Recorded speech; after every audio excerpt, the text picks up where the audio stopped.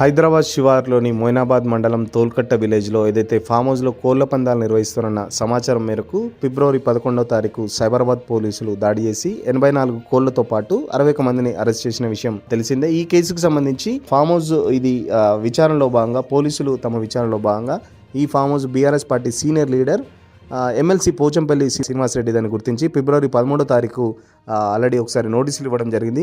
ఈ నోటీసులకు సంబంధించి తన లాయర్తో పోలీసులకు వివరణ కూడా ఇవ్వడం జరిగింది. ఈ ఫామ్ హౌస్ నాది కాదు, 2023లోనే రమేష్ కుమార్ రెడ్డి అనే వ్యక్తికి మేము 11 ఎకరాల ఈ విస్తీర్ణం గల ఫామ్ హౌస్ని మేము లీజ్కి ఇచ్చేసామని చెప్పేసి ఆల్రెడీ ఒకసారి వివరణ ఇవ్వడం కూడా జరిగింది. బట్ దానికి సంతృప్తి చెందని పోలీసులు తాజాగా నిన్న హైటెక్స్ దగ్గర ఉన్న తన ఇంటికి కూడా నిన్న ఏదైతే తను ఎమ్మెల్సీ మండలిలో ఉన్నారు, తను ఇంట్లో లేడన్న విషయం తెలుసుకొని తన ఇంటి వద్ద గేటు దగ్గర ఉన్న గోడకు కూడా నోటీసులు అంటించడం జరిగింది. తనకు కూడా వాట్సాప్లో సమాచారం కూడా ఇచ్చిన పోలీసులు ఖచ్చితంగా ఏదైతే మీరు చెప్పిన సమాచారం మాకు సంతృప్తిగా లేదు, మీరు ఖచ్చితంగా విచారణకు హాజరు కావాలని చెప్పేసి ఏదైతే నిన్న నోటీసులు ఇవ్వడంతో ఈరోజు హోలీ రోజున తను సైబరాబాద్ పోలీసులకు సంబంధించి మొయినాబాద్ పోలీస్ స్టేషన్కు చేరుకున్నారు. తాజాగా రెండోసారి నోటీసులు ఇవ్వడంతో ఇవాళ పూర్తి స్థాయి విచారణ చేపట్టడానికి పోలీసులు కూడా సహకరించాలని చెప్పేసి ఎమ్మెల్సీని కోరగా ఎమ్మెల్సీ ఈరోజు పోలీస్ స్టేషన్కు స్వయంగా వెళ్ళి విచారణ కూడా హాజరవడం జరిగింది.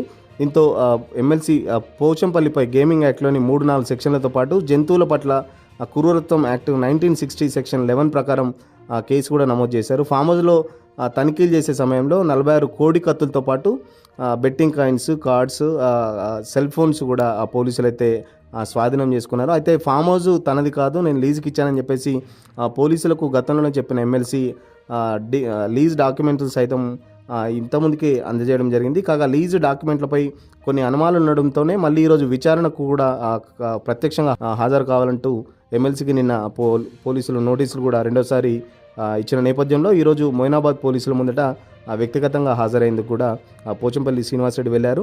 ఆయనతో పాటు లోకల్ లీడర్లు కూడా వెళ్ళారు. చూద్దాం ఈరోజు కనుక ఒకవేళ పోలీసులు విచారణలో మళ్ళీ అది సంతృప్తి చెందకుండా పోచంపల్లిది అని నిర్ధారణ చేస్తారా, లేకపోతే పోచంపల్లికి సంబంధించి ఇప్పటికే ఫామ్ హౌస్ డాక్యుమెంట్లు కూడా సబ్మిట్ చేయడం జరిగింది.